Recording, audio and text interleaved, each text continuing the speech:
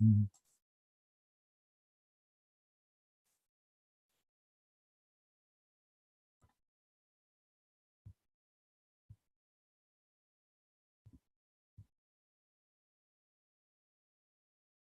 Mhm.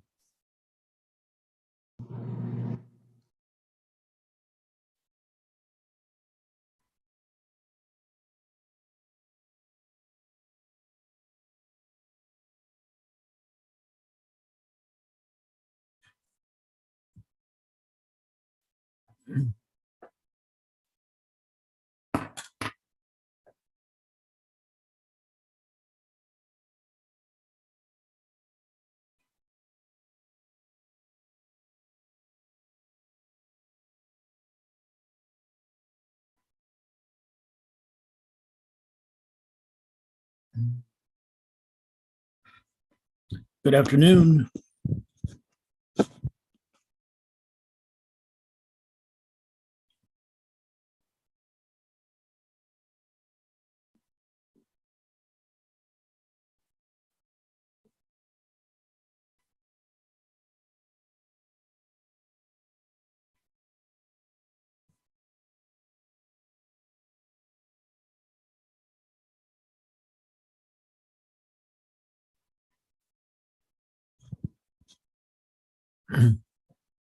Good afternoon.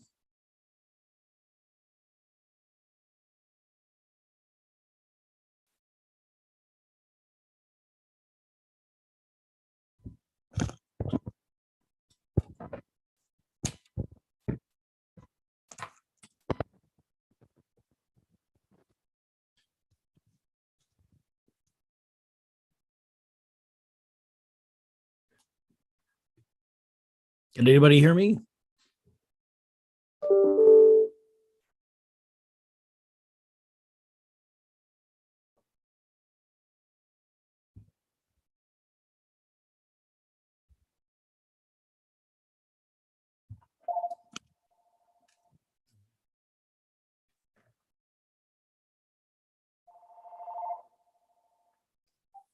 Hello?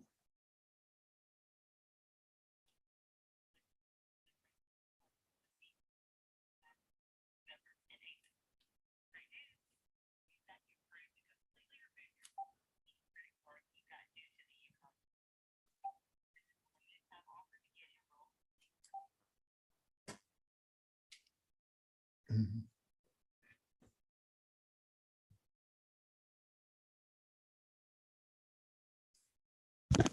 Hello?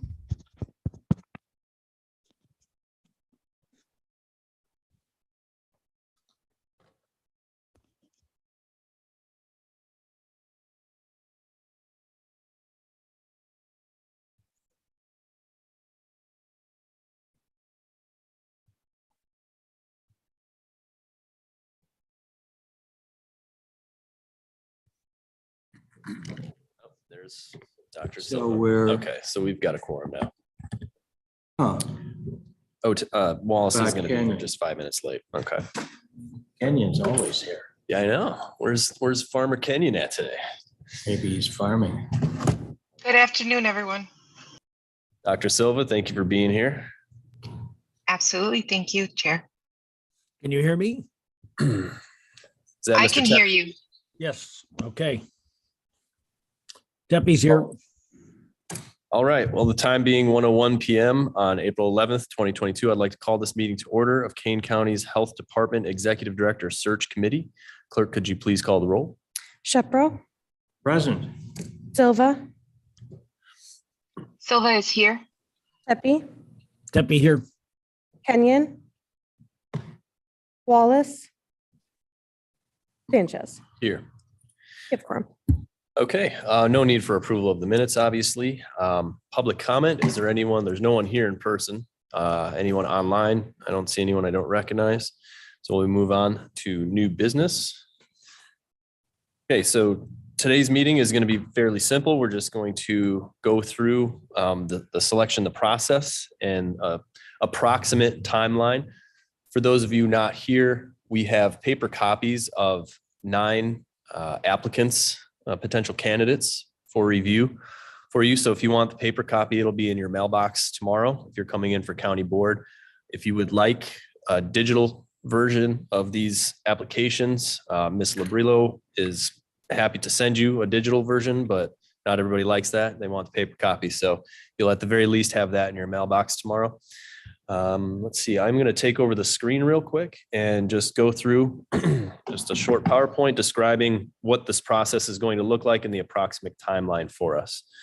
So if you bear with me 1 second or a few seconds. Where is the share screen? Jeffro, I believe that state law says that no decision can be taken without a PowerPoint first. Yeah, I think it is required, if not in letter, then at least spirit. So. And there we go.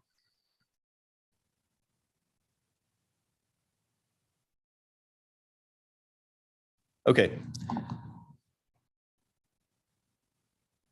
All right. All right, everyone should be able to see that now. So just a quick primer of where we've been. I did send an email out to everyone, but just wanted to cover it in open session. Per the county code, Madam Chair, or whoever the chairman of the board is, or chairperson of the board, initiates the process for the hiring of any department heads. And she did so. She invited members to serve on this committee, worked in consultation with HR Executive Director Labrillo and myself, distributed resumes to members of the Health Advisory Committee for initial review, and they held a meeting last week to discuss their findings. And 9 candidates were then recommended to Madam Chair, who then decided to recommend all 9 of those candidates to this committee. So today, I'll distribute the materials, go over the process and timeline. Want to start talking about what questions we're going to ask in the interviews. And then we will be asking you all to review these 9 candidates over the course of the next week, so that when we come back next week on the 18th, we'll discuss and trying to bring the list down from 9 to 5 candidates. And out of those 5, we will select ones for an interview, whether all 5 of them we want to interview or just a few. Question, Mr. Chairman. Mr. Shepro, go ahead. Yes, did the advisory committee interview any of the candidates, or was they just reviewed resumes? They reviewed the resumes only. And in the packets with the resumes, at the end of each candidate's packet, there are the sheets that were handed in from the Health Advisory Committee members that have notes that they took, things that they wanted to recognize on the record. There is also the meeting that they held last Monday, I believe it was it Monday? Last Monday, although it's it was closed session only.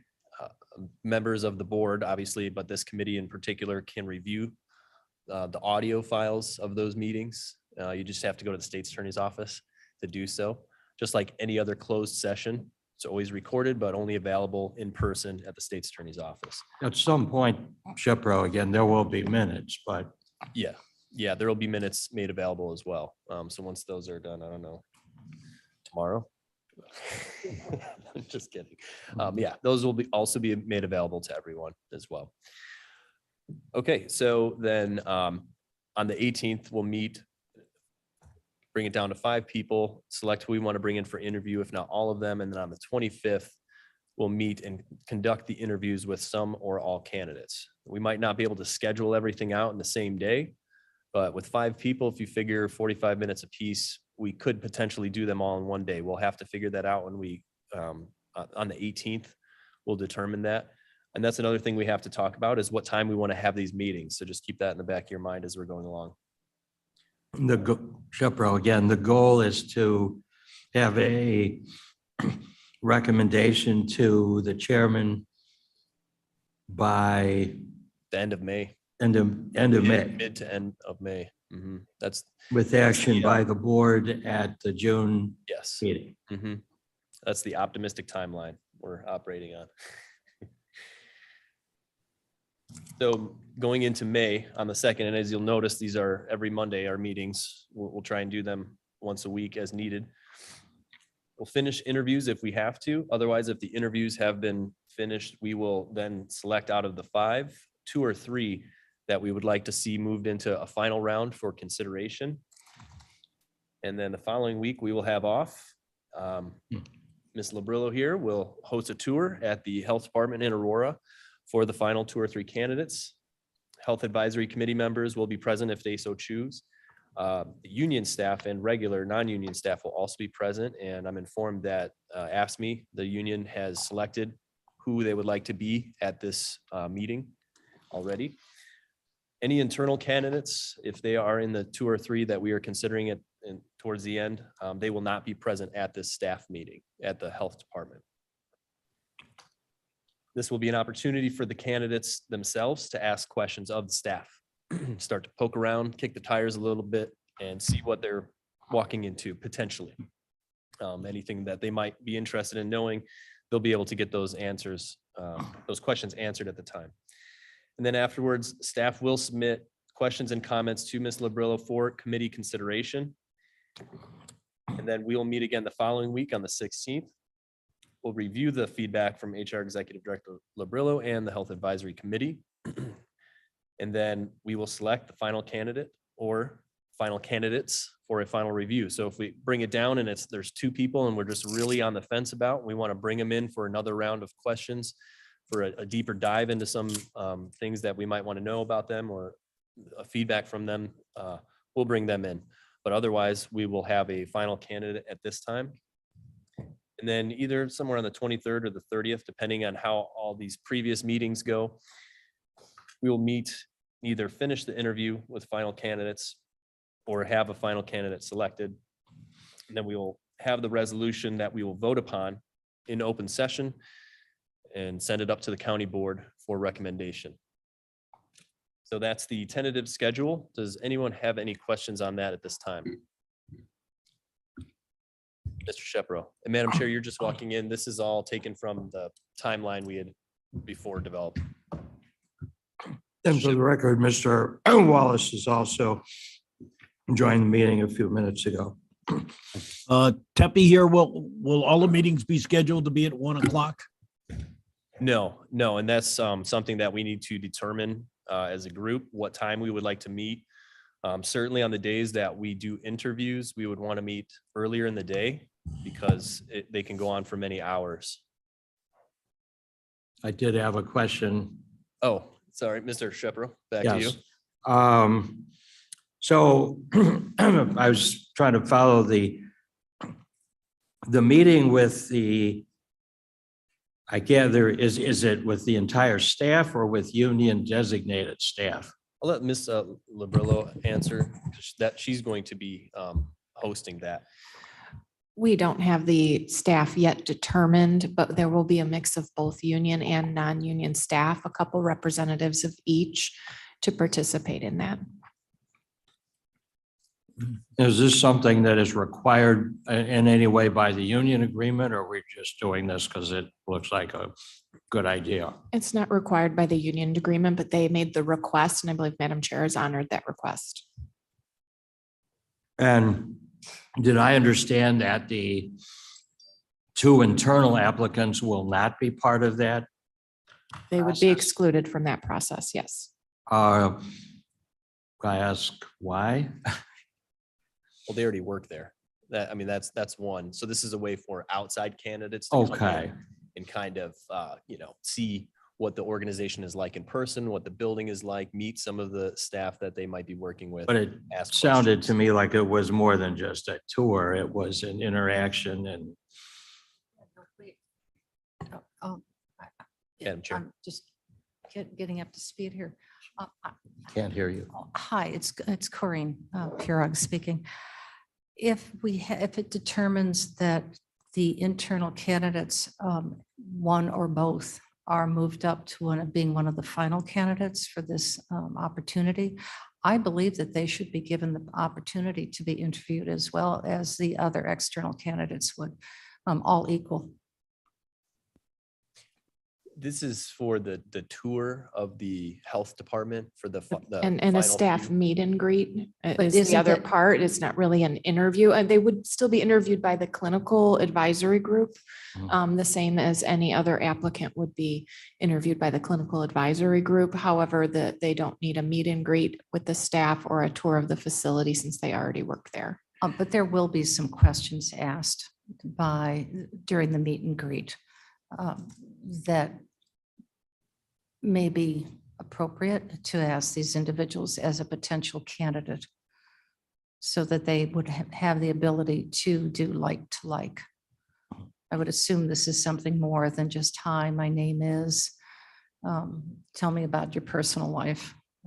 This is a little bit a higher level than that with the questions. And then you're right about the tour. They won't necessarily need the tour, but that opportunity to consider that individual as their next executive director, I think is an appropriate conversation for this to have. That was the spirit of it. Are these, Shepro again, are they all coming at once or are they coming one at a time? For this, the tour? They would be one at a time for that Got it. portion. It'll probably all occur on the same day, but they would be Yeah. one at a time. Okay, thank you for the clarification. No problem. Any other questions on this process and proposed timeline or tentative timeline? Okay. Well, Could I ask Shepro? I Uh-huh. keep thinking of questions. Has preliminary work, I mean, obviously, I know the advisory committee considered, I think I was told that there were actually a total of over like something like 30 or 40 resumes that were actually received. Yes, there were 31. 31. Has basic screening work already been done? Things like background or things like that, or is that awaiting later background process? checks have not been done as far as I know. I know outside of the Health Advisory Committee members, Madam Chair, myself, and Ms. Labrillo have all seen the 31 and had a chance to, just see what's there. And the list of 9 that was recommended last week to us is a very solid list out of that 31.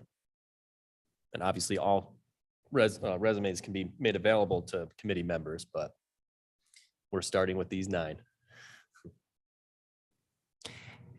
Just to confirm, yes, we have not done any further research on the candidates beyond what the clinical advisory group provided. But if there is any research you'd like applied to all candidates prior to the next meeting of this committee, I'd be happy to take care of that. Yeah, my question really was more directed at whether anything else had been done.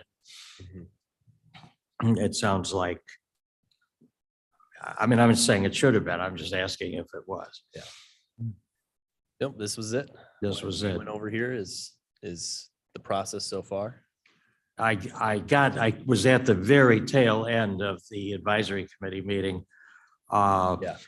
It appeared from some other emails that I had seen that the advisory committee in many cases did know many of the candidates and offered up whatever knowledge they had about that, which I assume will be reflected in the minutes and the discussion. Yes.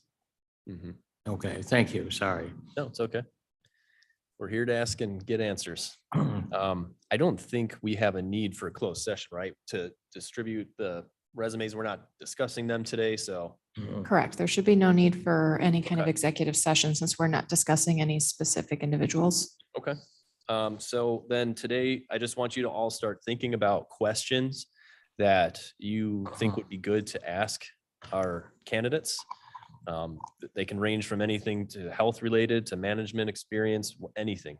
Let's put as many questions together as possible. And then out of those, select the best ones that will help us get the information that we need out of these candidates and these interviews that we will conduct. I know, Madam Chair, you and I spoke, I think in previous search committees, there were somewhere around 20 questions were asked. Was that it?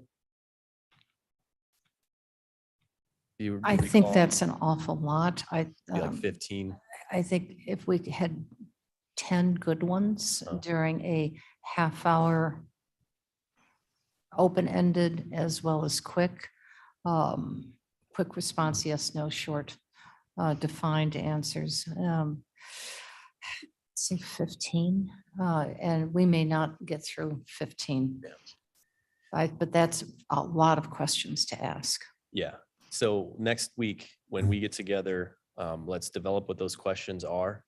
I will get some feedback from some staff members, health advisory committee members, if they have questions that they think would be good to add into the pile. And then we'll select which ones we would like to put together. When, So is, I'm sorry, staff, what staff is that? Whose staff? Well, if I can get any input from some of our union staff that will be present, but I don't know. Not on the questions that we would ask in our closed interview. You know, we can certainly talk to the clinical advisory group and get recommendations on clinical type questions. That, And I then think that's really more what I'm getting at is more clinical type questions. Not, other types of- I would recommend that staff should not be asked these questions. This comes from the committee. The advisory committee, absolutely, because they're Okay. helping us with this. But no staff input. They will have their own questions Okay, we'll that they'll save be those for the defining. later portion. For, well, with that'll the be, 2 or 3 candidates. that's accurate. Yeah, okay. Sounds good. Shepro again. So is the intent that we would limit the number of questions and everybody gets asked the same question? Yes.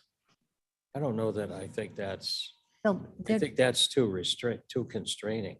I think you can always have follow-up questions. Once you ask a question, if there's follow-up questions based on their answer, you can also have a couple of questions that, you know, like if time allows, you get to and things like that. But your primary questions asked should be consistent among all candidates.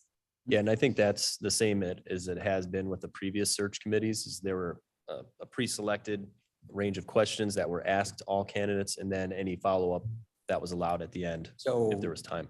will these pre-selected questions be given to the applicants in advance? No.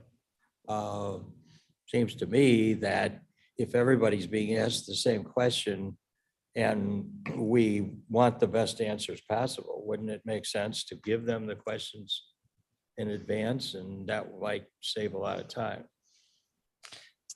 Well, it could, but it also could just be another way for candidates to use that information in some way to change our perception rather than having them ask the question in the moment and see how they respond in that moment.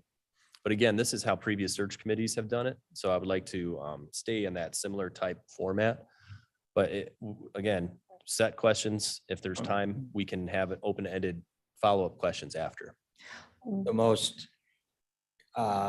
The most frequent answer to anybody that asks in government why you do something is that we've always done it that way. We can, this is Pirog, to your point. The very first round of interviews is what we're talking about right now with the potential 15 questions. When we bring back the final, if 3 are selected or 2, and we bring them back for their second round of interviews after being vetted by the other interviews that are the other process, and bring them back for their final round. Perhaps at that point, we can have several questions, much more detailed questions to be asked that they can have preparation for. Yeah, I mean, Shepro, again, it seems to me that there could be some questions that we would benefit from having them know them, and they could turn out to be, disqualifying questions if the answers don't show and the experience level and so forth. And I'm not opposed to We're what you're looking saying for- right now, the I'm rationale. not trying to lengthen the process. I'm just thinking that, I've been involved in, I guess, interviews for board members and appointed officials. And usually each of those interviews takes sort of a different direction. We didn't ask everybody the same questions. A lot of questions came up based upon what their unique, credentials or issues were. You are right. We were led, by the answers to each individual. So sometimes you went off, and that was very helpful sometimes. At the same time, obviously, for an executive director position, there are going to be certain things that we are presumably going to demand of every applicant in terms of background experience and so forth. And that might be easily I don't know the extent to which any of that has already been done. It sounds like, nope, we haven't yet done that. And I'm not saying we should have, but that might be a way of short circuiting somebody's need to come in and, talk about. I know we had one interview where I think somebody had like an 8-page resume. Dr. Silva, you had a question? Yes, thank you, Chair. I would just like to briefly offer that we also approach this from a different perspective. And a question for me would be a little bit more detail on the demographic that we serve, as far as languages are concerned, and as far as ethnicity and culture would be important for me to know, as I would I really envision somebody with a good fit for the health department, with true leadership qualities, but also a true understanding of the diversity and the knowledge that is entailed with the populations that we serve and the communities that we serve. Thank you. Great question. Great. That was great. Thank you, Dr. Silva. Absolutely. Can I make a suggestion just of something that I've done in the past with high-level positions? You can present 1 or 2 questions to the candidates ahead of time and ask them to prepare a presentation or something of that nature to give during their interview. And if you highlight any areas that are of particular importance to you, that's a good opportunity for them to prepare and for you to see their preparation skills and their presenting skills. So it does offer another perspective. You would probably need to schedule a slightly longer interview and plan for an hour per person if you were going to do that. So you'd want to give them, you're going to have 30 minutes present on, your presentation on how you'll address underserved communities or something of that nature. So there's just another option of something I've done in the past. I've done it both ways, where you send them all the questions in advance, and when you don't, and you get a different side of the person. So you can always do a hybrid where they know some of the questions, but not all of them. Okay, Tepe here. Mr. Tepe. Thank you. Let me see if I understand this. We're now on April 11th. On the 18th, we are going to select the questions that we want, as well as narrow it down to the 5 candidates we want to select to come back for interviews. Correct. Okay. Those candidates would have interviews on the 25th. Yes, ideally all of them. Okay. And then on the 2nd, we would have the tour. Is that correct? It would be the second week of May, just in case we have to do 2 meeting dates for interviews. Okay. Otherwise, it could be done the first week of May if we've completed the interviews. Okay. So we need to spend a fairly decent amount of time on the 25th if we're going to conduct the interviews then, correct? That's correct. 5 candidates. Okay. Madam And Chair. Oh, let's go ahead, Mr. Tepe. Ms. Labrillo, do you have a suggested list of questions that we might want to review that have been used in the past? I can certainly prepare that if you'd like that. Well, I don't know how long ago the executive director in this area had been selected, but it might be interesting to look at the questions that were used then. I don't know if that record would still exist of the specific questions asked when, I believe it's been since Ms. Jeffers was hired. Well, then yeah, I'd be interested in looking at your suggested questions too. Certainly. Mr. Thank you. Shepherd. I was going to say, my recollection is Barb Jeffers was essentially succeeded to the position when Dr. Keenert, I think, left. I think it's been a long time since there was any significant interview process for this position, such as we're talking about. And it does seem to me, clearly we need to get this done, but we've taken a long time to even get to this stage.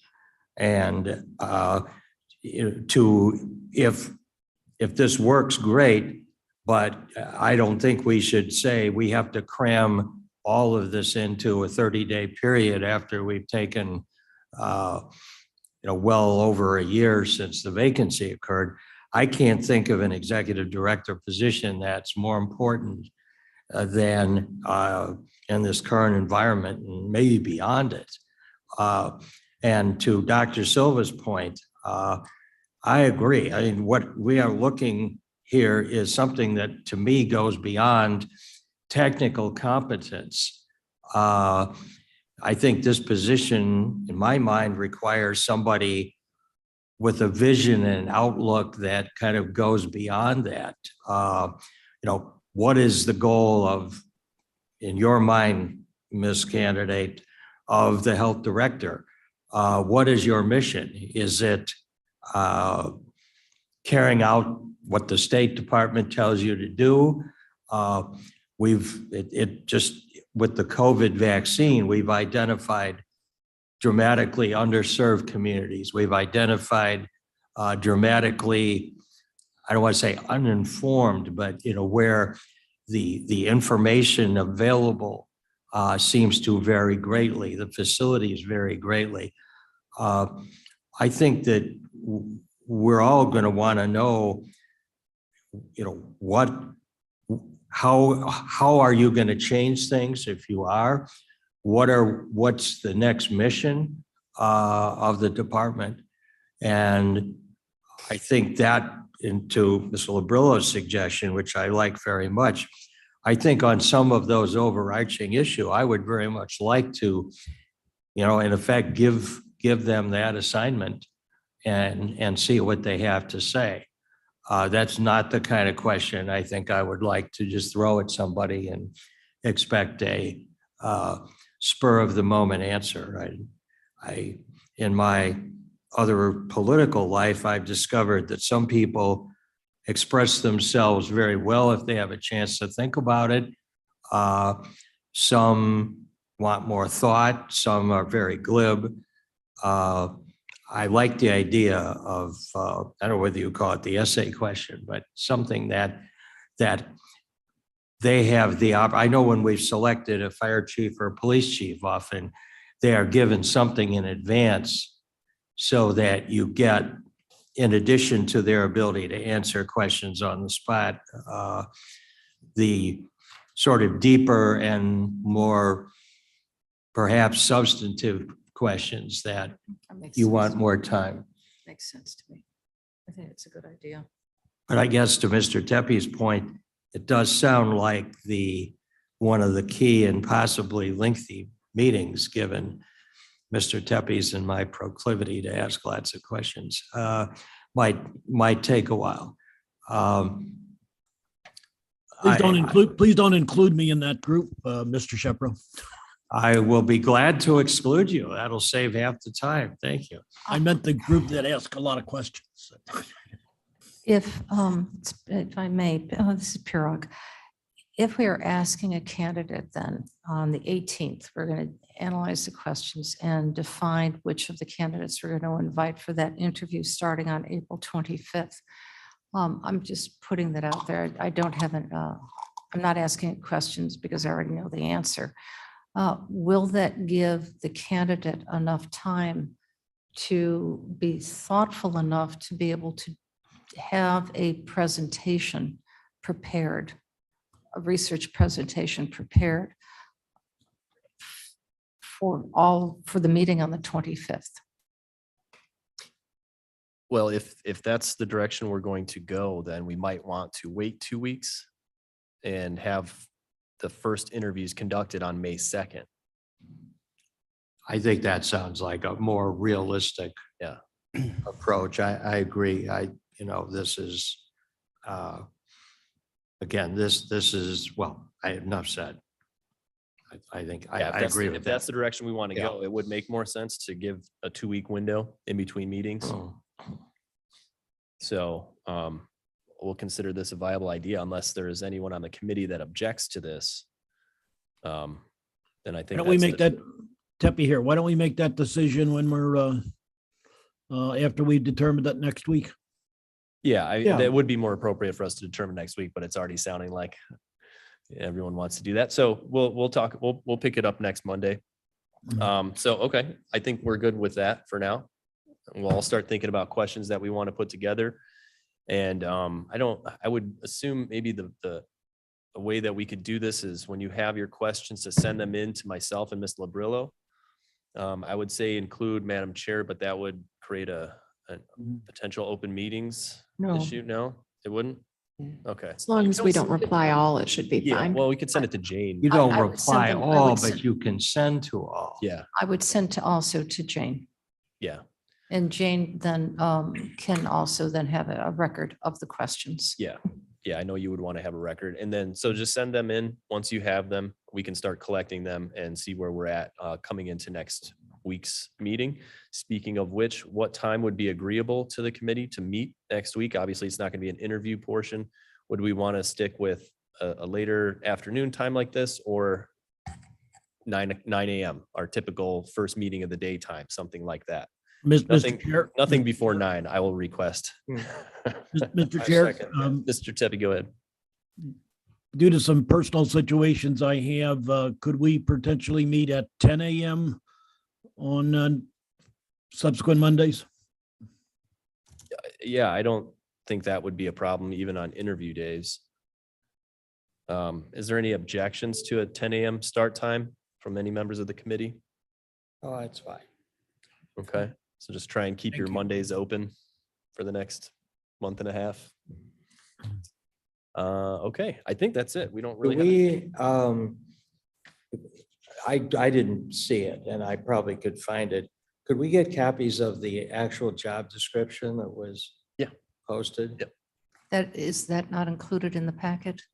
The packet is just the resumes right now, but I will get you an updated job description. I'll also update the timeline a little bit with some of these things that we're still working on and send that out as well. Good. And I agree, you need both. And That it? I think that's it. All right, if Shepro says that's it, I think we're good. All right. Unless are there any other questions or comments from the committee before we adjourn? Well, Mr. Kenyon isn't here, so I I think know. we just have to keep meeting. We got to keep going. But I will offer a motion to adjourn if nobody has anything else. Follow second. Hey, All seconds, all those in favor say aye. aye. All right, thank you for being here. Aye. See you next Thank week, you. 10 a.m.